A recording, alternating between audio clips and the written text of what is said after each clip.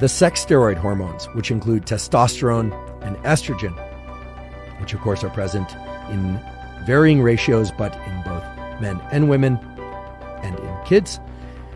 They are manufactured from cholesterol. We hear about cholesterol as this terrible thing, but they are actually made from cholesterol. And so if you don't get sufficient levels of cholesterol, that can be problematic for your hormones, and that can be problematic for your brain and your body health.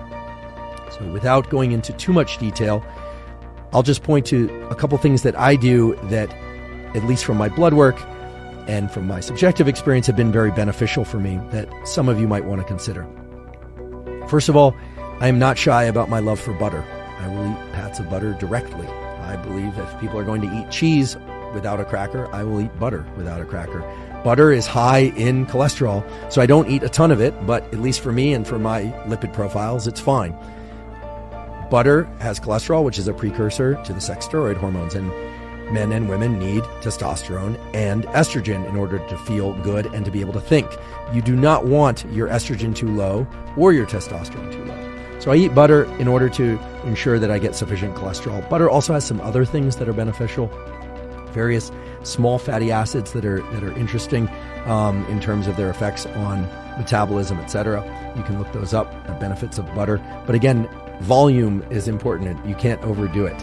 Along the lines of hormones and testosterone, I get a lot of questions about this, I think, because a lot of online communities are sort of obsessed with testosterone. And I just want to emphasize that, yes, having sufficient levels of testosterone is vitally important for brain function, and having sufficient levels of estrogen will allow your brain to actually function.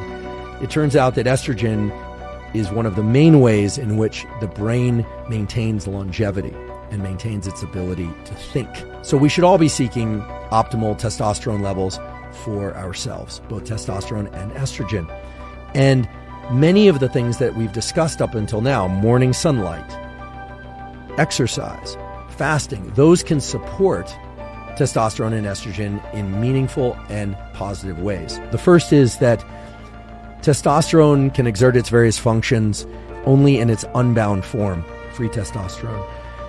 We all make a particular binding protein called sex hormone binding globulin that essentially binds up testosterone and prevents it from being free. This sounds like a terrible thing, but actually it's a good thing because it allows testosterone to be transported to the various tissues, including the brain, where it can exert its various functions. For those that have lower than desired levels of testosterone or too much sex hormone binding globulin, it turns out that 400 milligrams per day of something called Tongat Ali, which is a form of ginseng, can actually help increase levels of free testosterone. Many people experience a positive subjective effect and some objective effects as well, meaning increases in free testosterone, or I should say people that are trying to optimize testosterone and or estrogen, is Fadogia. Fadogia agrestis is actually an herb that increases the levels of what's called luteinizing hormone. Luteinizing hormone is a hormone that's released from the hypothalamus within the brain that travels to the gonads, either the ovaries or the testes, to stimulate the release of estrogen or testosterone. And Fadogia agrestis has been shown, albeit in a limited number of studies, to increase levels of luteinizing hormone and thereby levels of testosterone and estrogen in ways that some people find beneficial.